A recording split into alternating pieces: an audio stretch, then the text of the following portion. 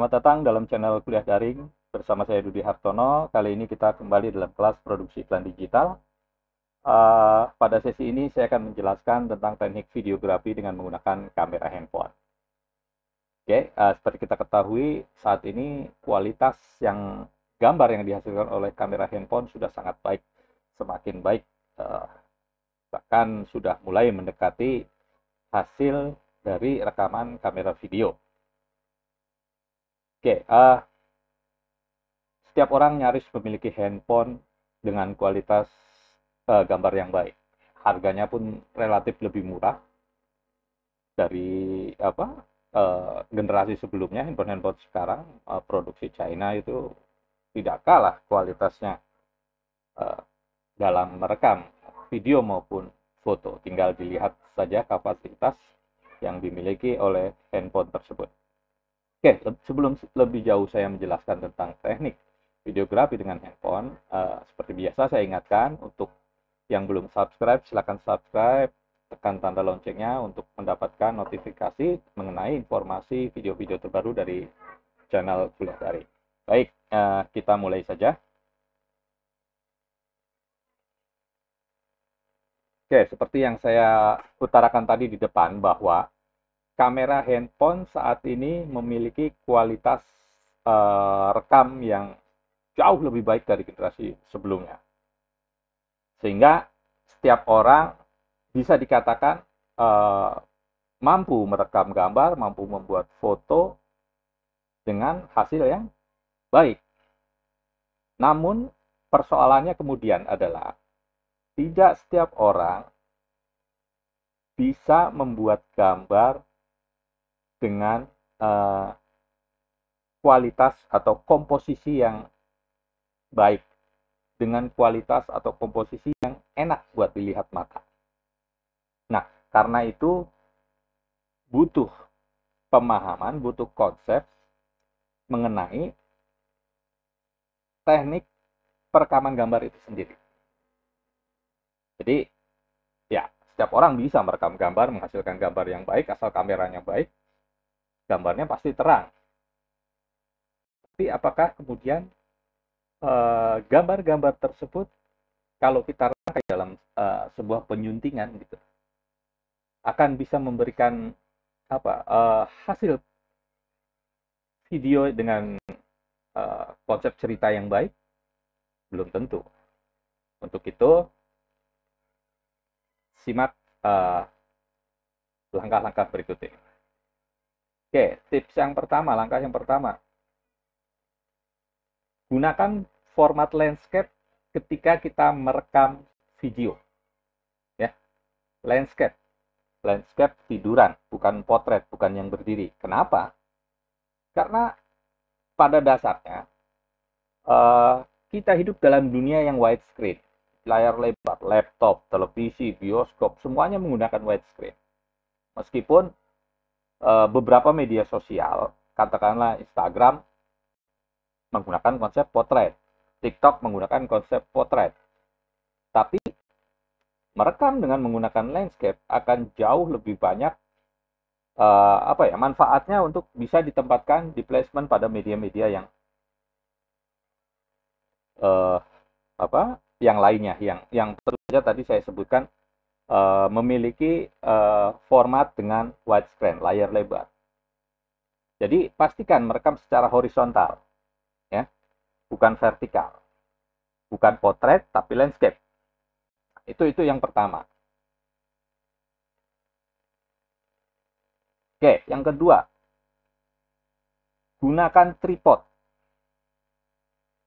Ini untuk kestabilan gambar. Jadi gambar hasil rekaman tidak akan goyang. Jangan merasa bahwa tangan saya kekar, ponsel dipegang saya merekam pasti nggak goyang.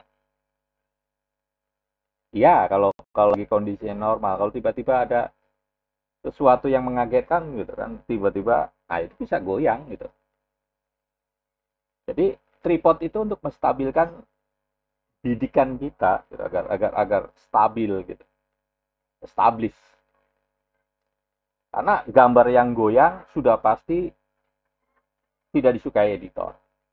Sudah pasti bikin editor marah-marah, sudah pasti bikin editor pening. Gambar seperti itu tentu tidak layak untuk digunakan, ya. Oke, berikutnya, jangan menggunakan zoom, ya. Kenapa? Karena kamera handphone pada dasarnya itu hanya membuat pixel gambar, apa namanya, dia tidak menyediakan teknik zoom, tidak menyediakan alat untuk zooming, ya. Kalau zoom biasanya digunakan pada kamera DSLR, gitu, atau kamera rekam video, gitu. Oke, jadi kalaupun kita memaksakan membesarkan gambar menggunakan kamera handphone, itu yang dibesarkan gambarnya, bukan zoom optiknya. Ya. Akan semakin besar, kenapa gambarnya menjadi pecah itu kan karena gambarnya tadi dibesarkan, bukan optiknya yang mendekatkan pada objek, gitu. Oke, ingat, jangan menggunakan zoom ketika merekam, jangan memproduksi gambar karena kamera handphone tidak memiliki fasilitas zooming. Baik, yang berikutnya, pastikan pencahayaannya cukup, ya. Pencahayaan cukup bisa dengan menggunakan reflektor untuk memantulkan sinar natural atau matahari. Jangan objek membelakangi sumber cahaya, akan backlight, ya. Objek jangan membelakangi sumber cahaya, akan backlight hasilnya, lampu atau matahari, orang berdiri di depan jendela, gitu. Ini hasilnya pasti akan buruk. Kecuali memang itu menjadi bagian dari konsep storyboardnya, itu lain hal. Oke, buat pencahayaan yang cukup. Nah, kunci berikutnya adalah kunci fokus. Gunakan kunci exposure. Kenapa? Karena ponsel pintar akan cenderung secara otomatis mencari fokus pada bidikan, sehingga ini akan membuat kita sulit untuk menyesuaikan fokus. Tiba-tiba kameranya ngeblur sendiri, gitu. Hasilnya kita lihat di viewfindernya, gitu. Nah, itu karena kameranya tadi dia otomatis mencari titik fokus. Orangnya objeknya bergerak saja itu akan bisa mempengaruhi fokus. Maka itu gunakan kunci exposure, kunci fokusnya, ya, biar kita nyaman, konstan selama proses pengambilan gambar atau selama proses syuting. Oke, yang berikutnya ini terkait dengan kualitas suara. Karena itu gunakan mikrofon atau clip on, ya, untuk merekam suara. Ya, bisa mengandalkan mikrofon yang built-in dalam kamera itu, tapi hasilnya pasti tidak akan maksimal, pasti akan noise. Maka gunakanlah clip on atau mikrofon, gitu. Oke, berikutnya, kita bisa menggunakan clip on lensa untuk mendapatkan gambar yang wide shot. Ini banyak produk semacam ini di toko online, gitu. Silakan kalau mau memang mencari gambar yang lebih wide, gunakan lensa wide clip on ini. Oke, yang berikutnya, ini penting,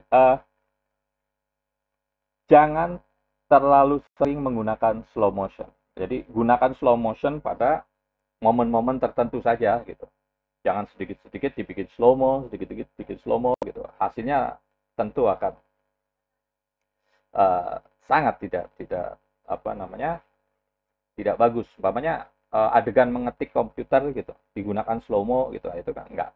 Tapi kalau orang apa namanya eh, main skateboard gitu dibikin slow mo akan baik hasilnya. Oke, nah ini terkait teknik the rule of third. Jadi dalam sebuah lensa kita bayangkan ada garis-garis seperti yang ada pada layar. Ada dua garis horizontal di tengah, kemudian dua garis vertikal. Yang ini membuat 9 kotak. Nah, pastikan posisi pada garis-garis tersebut, seperti pada gambar. Ya, the, the rule of third ini menciptakan titik referensi yang berfungsi sebagai panduan untuk membingkai atau memframing. Jadi garisnya ada sepertiga, 2/3 ke atas, atau di tengah, dan sebagainya. Oke, nah ini soal teknik editing. Kita kemudian kalau hasilnya bisa menggunakan teknik aplikasi editing yang tersedia di Play Store, Google Play, ada banyak, ada Filmora, Filmmaster, dan sebagainya. Oke, itu saja tips dari saya bagaimana teknik videografi dengan kamera. Ya, oke, jangan lupa tonton terus channel Kuliah Daring